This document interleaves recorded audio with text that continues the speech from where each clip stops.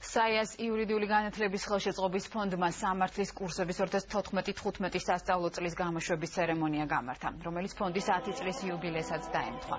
წარმატებულ კურსდამთავრებულებს სერტიფიკატები და დიპლომები საიას თავმჯდომარემ და იურიდიული განათლების ხელშეწყობის ფონდის პრეზიდენტმა გადაწეს.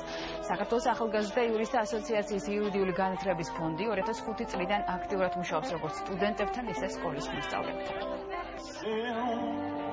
საიას ერთ-ერთი საწესდებო მიზანი სწორედ ახალგაზრდა იურისტების განათლება და პროფესიის განვითარება, ამიტომ ფონდი 10 წელია ამ მიზანს ემსახურება, იმიტომ რომ ძალიან აღმატებით ხარისხში აიტანა ასოციაციამ ეს მიმართულება. შევაჯამეთ მთელი წლის შედეგები, იმის თუ ვინ აიღო დიპლომი, ვინ აიღო სერტიფიკატი, ასევე შევხვდით ერთმანეთს გამოცდების შემდეგ, ძალიან სასიამოვნოა, ლექტორებიც არიან და მოკლედ ეს წელი იყო ჩვენთვის ყოველივე კარგის მომცემი.